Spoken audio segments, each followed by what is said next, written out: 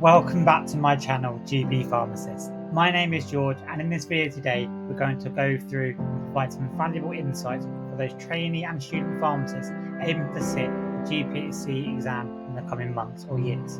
If you haven't already, hit the like and subscribe buttons below so the community can grow and we can all learn and flourish together. Without further ado, let's dive right into this video. I hope you like it and I hope you get value out of it. So first and foremost, I want to say a massive congratulations to you for reaching this pivotal moment in your pharmaceutical career. As you prepare to take this significant step, it's only natural to feel a mix of emotions, both excitement and nervousness, but do not fret.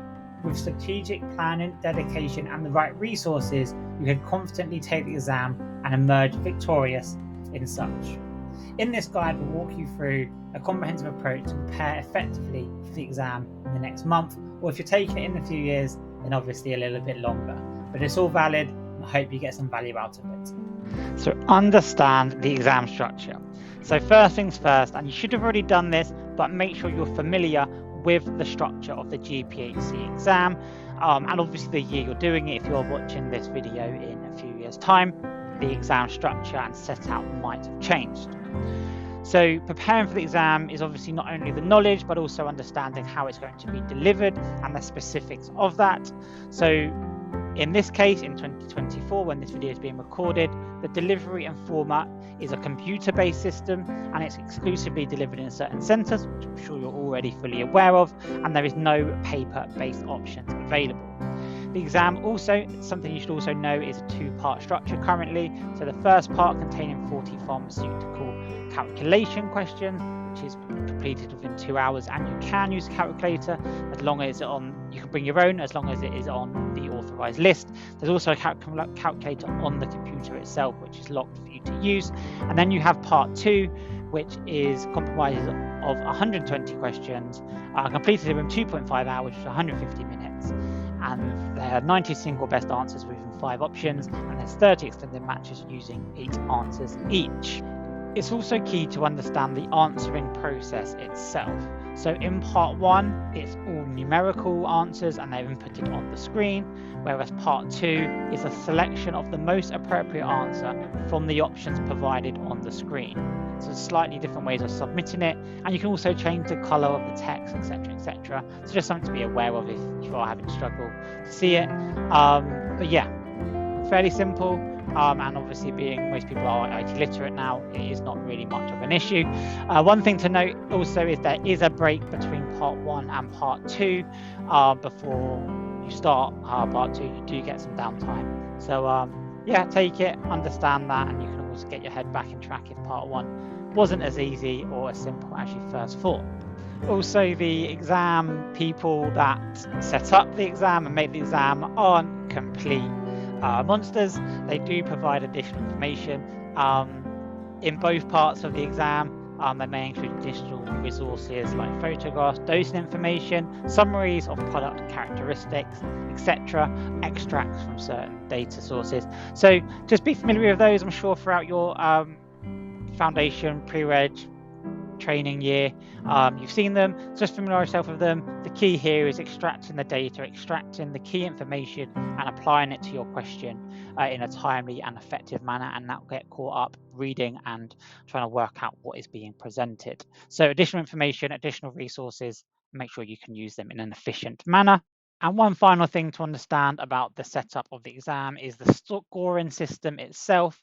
So each answer earns you 1 mark, and there are no penalties for incorrect answers or omissions. So it is in your interest, guess if need to. I'm sure you've been told this. There's no negative marking. So if you really don't know, take a shot.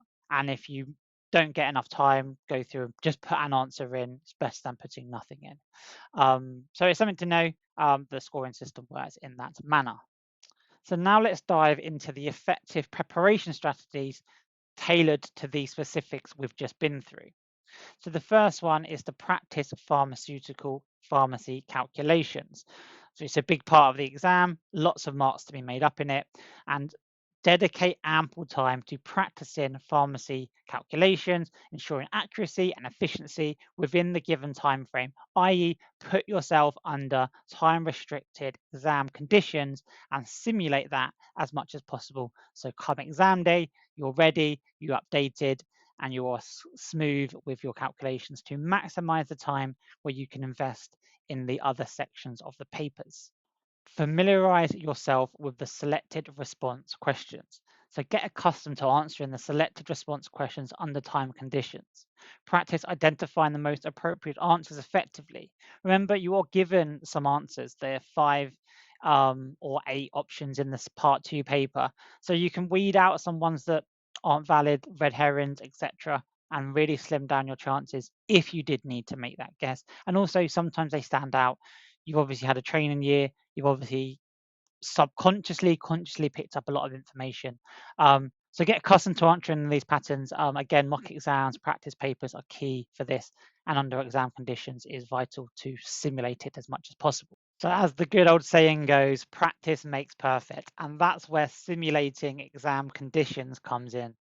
By mimicking the exam conditions during practice sessions, you can acclimatize yourself like a marathon runner would to all their runs and understand what's expected of you. So then come exam day, you're ready to use that. So in this case, that might be looking for those computer-based format questions online, i.e. on the GPhC website, to understand what it looks like and what the screen's going to look like. So come exam day, you're ready, you're prepared, and you're ready to smash that exam.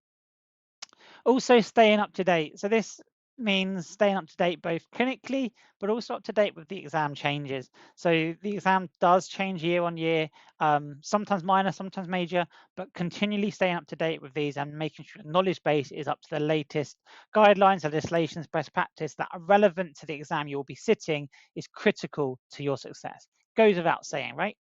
So alongside all of this practice, mock exams, etc., under these time conditions, seek feedback. So engage with the mock exams, but also seek feedback from your peers, mentors to identify areas that you might need improving on or that you can refine during your revision and learning stages.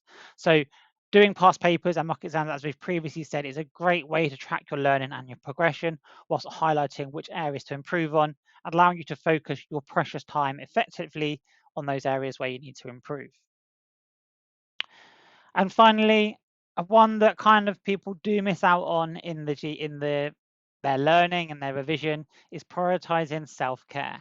So maintain a healthy balance between your study, relaxation, seeing friends, seeing family, to make sure you're optimized, your cognitive function, you're not overworked, you're not burnt out, managing your stress effectively so that when you come to the end of the marathon, which is your training year, you are ready to sit the exam, you are energized, and you are effectively in the best cognitive state you can be to smash that exam. So prioritize self-care, look after yourself.